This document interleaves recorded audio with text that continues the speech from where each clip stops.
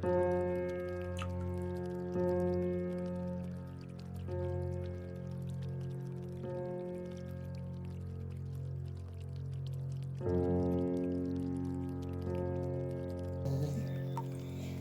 दोस्तों, मैंने पहले वाली वीडियो पार्ट 1 में बताया था कि किसी भी व्यक्ति को कैसे पहचाने, तो उसमें पूरा नहीं बता सका मैं, और पूर्व के विषय में जो कुछ भी बताना था उसमें जितने भी अच्छे प्रभाव थे दोस्तों, वो सब तो मैंने बताया, लेकिन उसी में जो बाकी है जिसका बुरा प्रभाव पड़ता है, जिससे हमें सतर्क रहना है, जिससे हमें बच के रहना है, जो गलतियां हमसे न हो, अनजाने में हो गई वो कोई बात नहीं, लेकिन अब जानकारी हो जाने पर ऐसी गलती न हो, तो इस विषय में बताने वाला।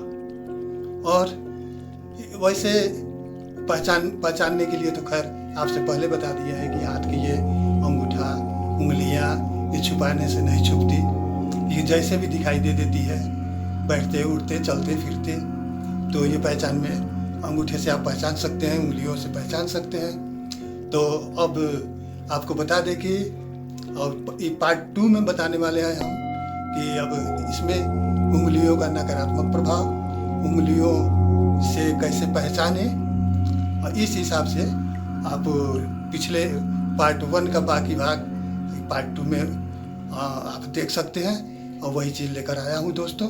तो चलिए अब ज़्यादा लेट नहीं करते हैं, अब सीधे बताते हैं आपको कि पोरुए का प्रभाव क्या होता है और व्यक्ति में क्या असर करता है दोस्तों। तो चलें वही बताते हैं आपको।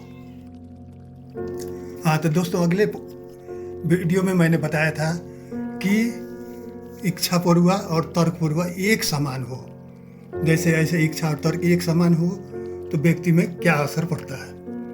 तो चलिए दोस्तों, अब मैं बता रहा हूँ आपको कि अगर तर्क के अपेक्षा इच्छा पोरुआ छोटा हो, यानी इच्छा पोरुआ तर्क पोरुआ से छोटा हो, तो क्या होता है दोस्तों। तो ऐसे व्यक्ति जो हैं जिनका ये देख रहे हैं ना, इच्छा पोरुआ ये है और तर्क पोरुआ ये है, तो इससे जो है ये जो है छोटा है दोस्तों। तो ऐसे जो छोटा होता है, तर्क इच्छा पोरुआ छोटा होता है, तो इसका मतलब क्या होता है बता दें दोस्तों, आपको ध्यान दीजिएगा। इच्छा तर्क से छोटा है, शारीरिक मानसिक दुर्बल होता है। ऐसे व्यक्ति जो है शारीरिक और मानसिक दुर्बल होता है।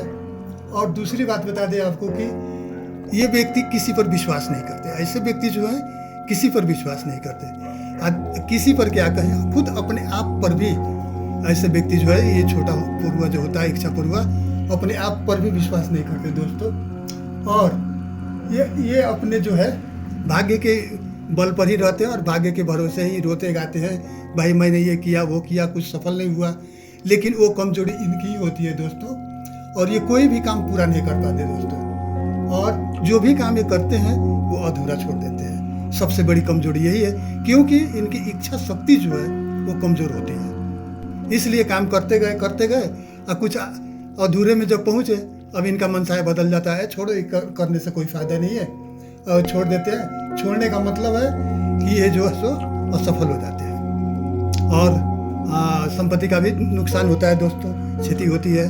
तो इसलिए ऐसे व्यक्ति जो हैं ये किसी भी काम में सफल नहीं होते दोस्तों। ये बहुत व्यक्ति की कमजोरी है। तो इस तरह से इच्छा पोरुआ का छोटा होना भी अपने में एक बहुत बुरा लक्षण है दोस्तों।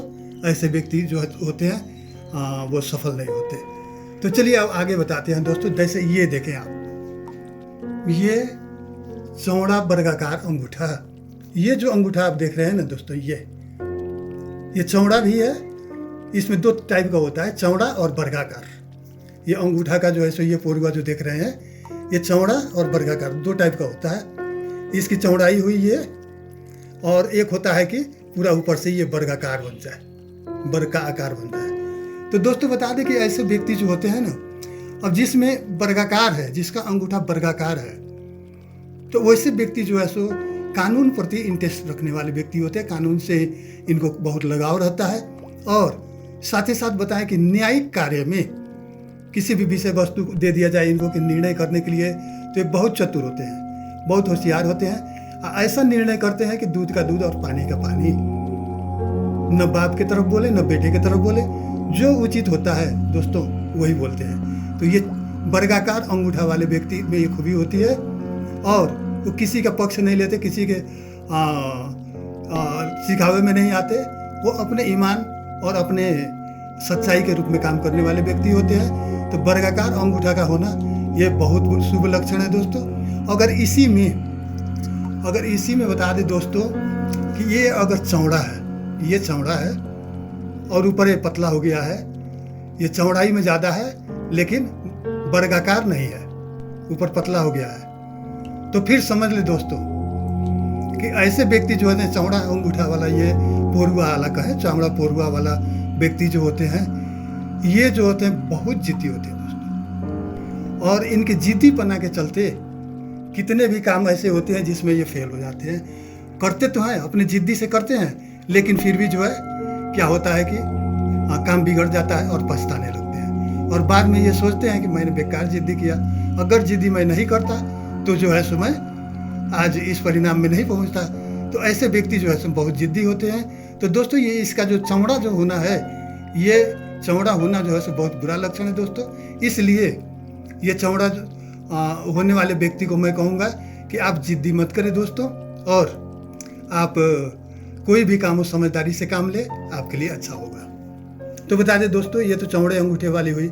अब आइए बताते हैं दोस्तों, अब आपको बता दें कि अंगूठा, ये देखें दोस्तों, ये अंगूठा कैसा है, मैं आपको दिखाता हूँ।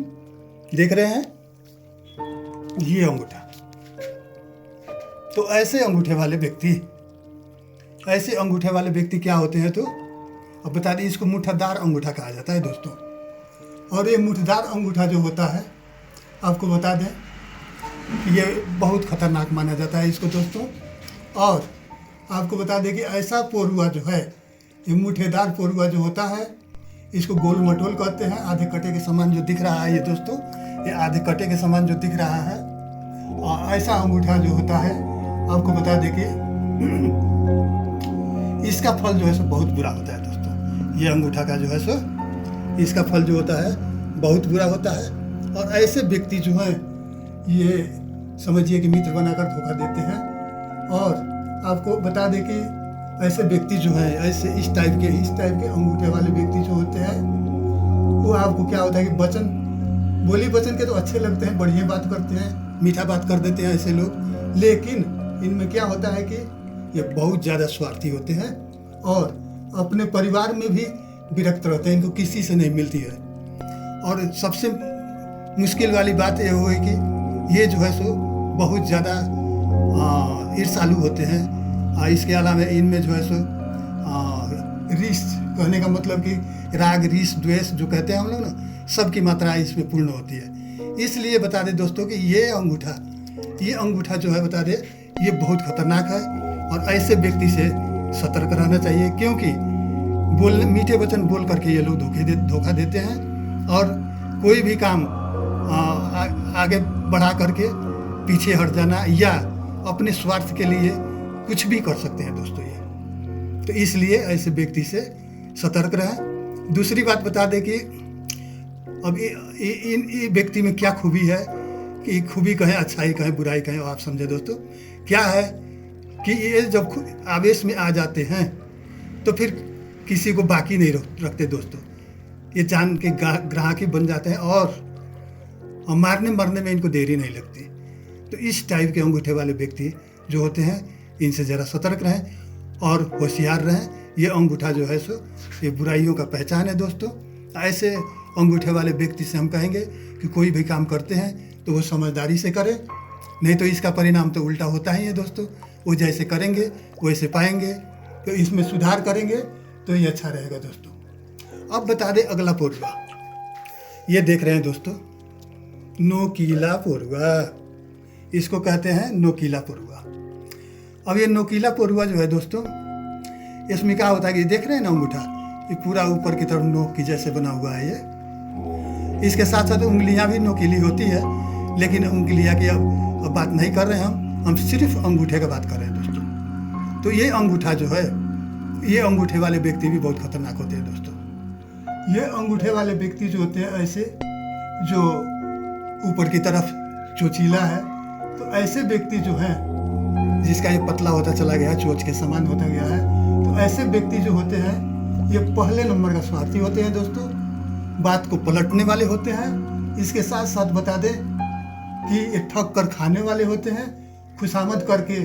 अब जैसे कि मान लें कि अगर इनको किसी चीज़ की आवश्यकता पड़ गई तो पहले तो आपसे खुशामद करेंगे कि भाई दे दो, मुझे बहुत ज़रूरी है। अगर आप दे दिए तो ठीक है, नहीं तो इनका रंग रूप बदल जाता है। और बदल जाने का मतलब है कि आपको जो है सो ये दबाव में ले लेंगे। दबाव में ले करके क्या करते हैं, आपको बता दें कि ये अपने स्वार्थ के चलते जो है अपना रंग पहलू बदल देते हैं। अब बदलने के साथ साथ बता दें आपको कि डर, भय, खुशामद कहें, ये सब में ये माहिर होते हैं। तो अगर सावधानी आसानी से इनको मिल गया कुछ तो कोई बात नहीं है, नहीं तो आपको डर दिखा करके, भय दिखा करके, यानी कि आपको कब्जे में ले करके ये अपना जो है सो इच्छा पूरा कर लेते हैं। इनको जो चाहिए वो ले लेते हैं। जैसे एक उदाहरण दे आपको, लोग अपहरण कर लेते हैं ना, इतना पैसा लाओ तो छोड़ेंगे, नहीं तो नहीं छोड़ेंगे। तो इस कटघरे में पड़ जाते हैं, ये अपने स्वार्थ के लिए कुछ भी करते हैं दोस्तों। तो ऐसे व्यक्ति से भी थोड़ा होशियार रहें। और इन व्यक्तियों को भी हम कहेंगे जिसका अंगूठा ऐसा है वो जो है सो थोड़ा सा होशियार रहे, अपने हिसाब से करें, क्योंकि बुरा काम का तो बुरा नतीजा होता ही दोस्तों। तो आपको बता दिए कि पोरुआ, वीडियो नंबर 1 और 2, पार्ट 1 और 2 दोनों में पोरुआ का विवरण तो आपको बता दिए दोस्तों। अब आइए अगला बताते हैं। अगला चीज़ ये बताते हैं कि शुक्र क्षेत्र। अब अंगूठे का तीसरा पोरुआ होता है शुक्र क्षेत्र, जिसको आप देख रहे हैं। ये जो है इसको शुक्र क्षेत्र कहते हैं। यहाँ से गोल घुमा हुआ है। यहाँ तो मंगल होता है, यहाँ राहु होता है, यहाँ केतु होता है। कहने का मतलब खैर ग्रहों का स्थान तो मैं इसके जब बनाएंगे ग्रह के लिए जो है सो हथेली में ग्रहों का स्थान जब मैं बनाऊंगा वीडियो तो उसमें सब बताएंगे ही हम, और रेखाओं का प्रभाव भी बताएंगे। लेकिन अभी जिस शीर्षक में है उसी के विषय में मैं बता रहा हूँ दोस्तों। तो अब बता दूँ आपको कि ये शुक्र क्षेत्र क्या है और शुक्र क्षेत्र का प्रभाव क्या पड़ता है व्यक्ति के ऊपर। तो दोस्तों आप अनजाने में होगे तो भी समझ लेंगे, ये बहुत गहराई से समझेंगे दोस्तों। और बता दें आपको कि ये शुक्र क्षेत्र जो होता है, ये शुक्र क्षेत्र का प्रभाव व्यक्ति के ऊपर अच्छा भी होता है, बुरा भी होता है। तो कैसे व्यक्ति पर अच्छा पड़ता है और कैसे व्यक्ति पर बुरा, तो आपको बताते हैं। ये शुक्र क्षेत्र यदि समतल है दोस्तों, शुक्र क्षेत्र यदि सामान्य है, ये देख रहे हैं ना शुक्र क्षेत्र, ये यदि सामान्य है, समतल है, सुंदर भी है, तो सतोगुणी माना जाता है दोस्तों। ऐसे व्यक्ति बहुत अच्छे होते हैं। ये समतल है, सामान्य है। तो इसके साथ साथ बता दें ऐसे व्यक्ति प्रेम, श्रेष्ठता, आदर्श के साथ साथ समझे कि ये शिष्टाचारी भी होते हैं। ये किसी पर बुरा निगाह नहीं डालते और वो किसी के प्रेम जाल में फंसते भी नहीं है दोस्तों। ये बहुत आदर्श व्यक्ति होते हैं और ये क्या करते हैं, सबके दुख दर्द में शामिल होते हैं। और इसमें शामिल होने का मतलब ये नहीं है कि अपना स्वार्थ बस, नहीं, ये शामिल हो करके एक सहानुभूति का अनुभव करते हैं दोस्तों। ये ऐसे व्यक्ति होते हैं, ये बिना स्वार्थ किसी का भी सहयोग कर देते हैं, किसी को भी मदद करते हैं। कोई और उसके पास कोई अगर समस्या आ गई है तो समस्या को ये समाधान करते हैं। तो ये शुक्र क्षेत्र अगर समतल है, सामान्य है और सुंदर है तो समझे कि ऐसे व्यक्ति जो है सो बहुत गुणवान भी होते हैं, शिष्टाचारी होते हैं। ये बहुत अच्छा है। तो दोस्तों ऐसे शुक्र क्षेत्र को समतल होना ही अच्छा माना गया है।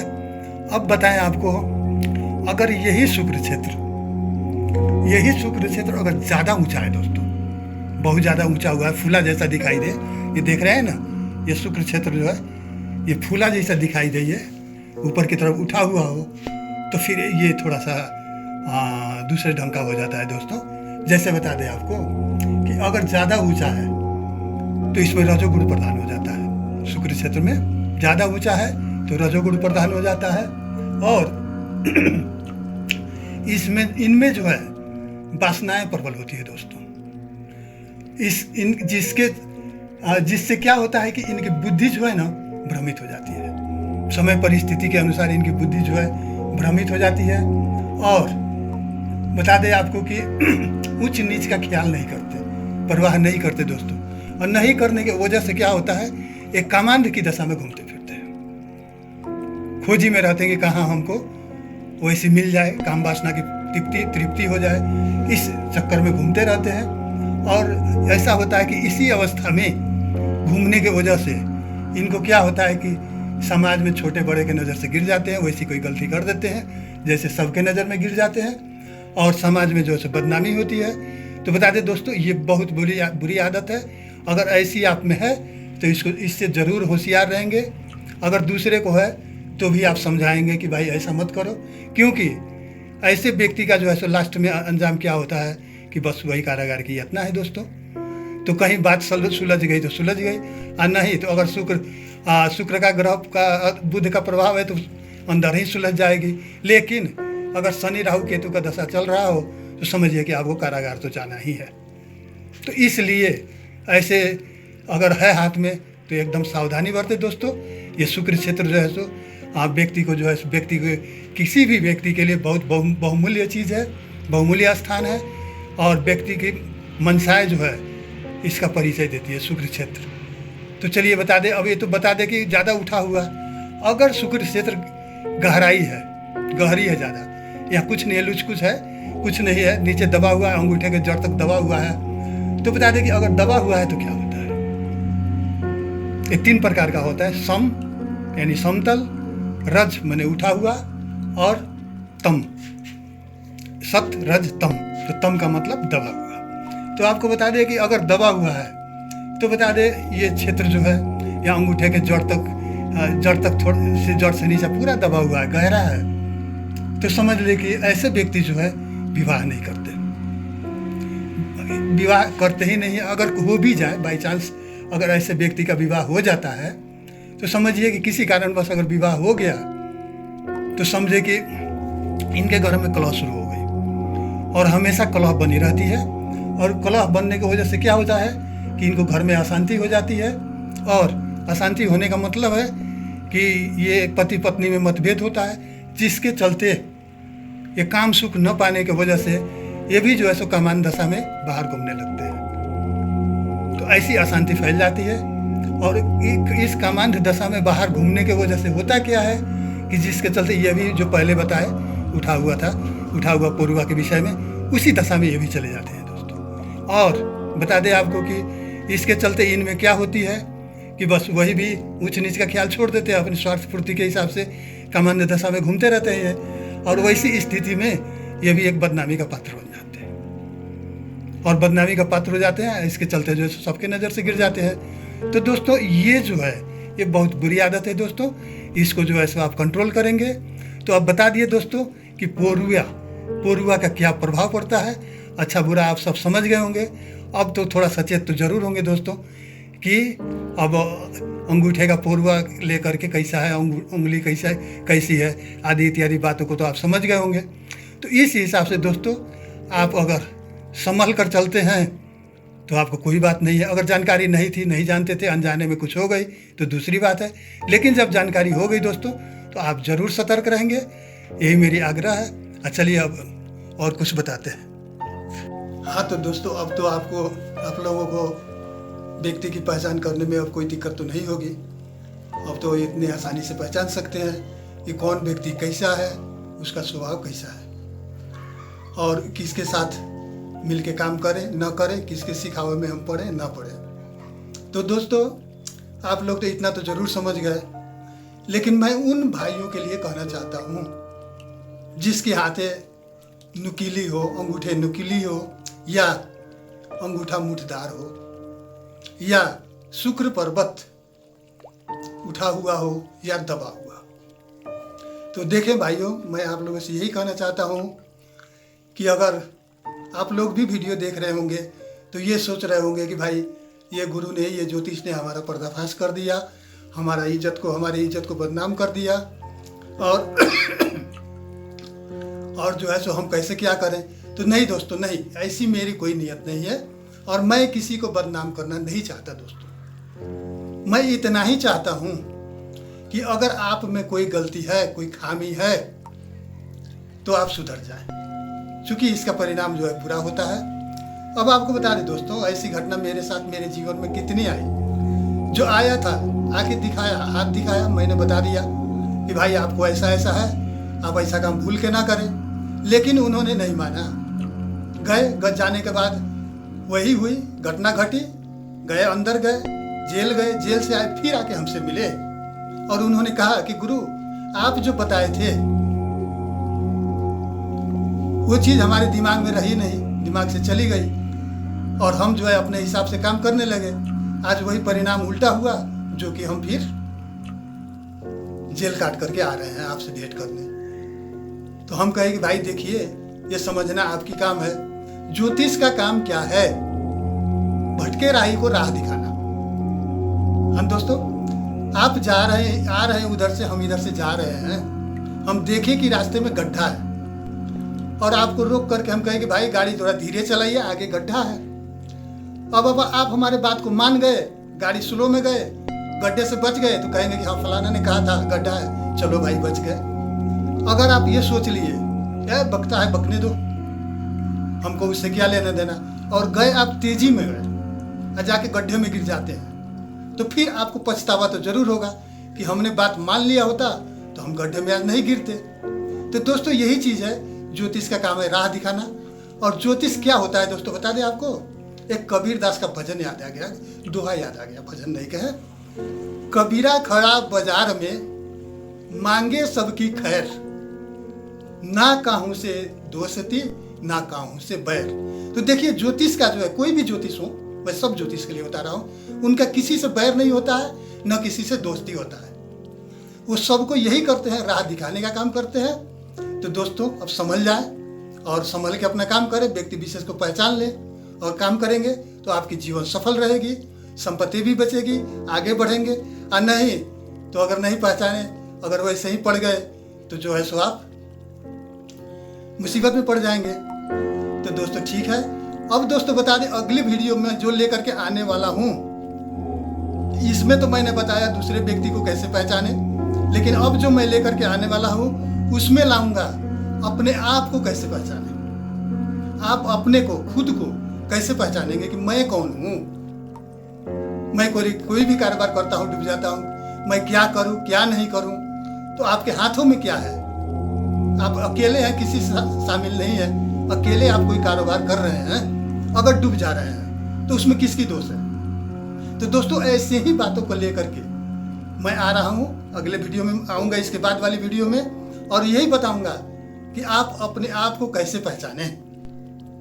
तो दोस्तों अब ज़्यादा वीडियो लंबी हो जाएगी, तो अब बता रहे हैं आपको कि ठीक है, इतना तो ज़रूर ध्यान रखेंगे, अपने आप को कैसे पहचाने मैं इस विषय में बताने वाला हूँ। तब तक के लिए आप वीडियो को लाइक करें, शेयर करें, सब्सक्राइब कर दें, बेल बटन को दबा दें और कमेंट ज़रूर लिखें दोस्तों। वही मुझे जो है आगे बढ़ने में हौसला देगी, आपकी कमेंट ही, आपकी लाइक, आपकी शेयर। तो दोस्तों बस यही अंतिम है, इसके बाद मैं अगले वीडियो में फिर लेकर के आऊँगा आपके लिए ऐसी गिनी चुनी बातों को। तो बस अभी के लिए दोस्तों हमको इजाज़त दें।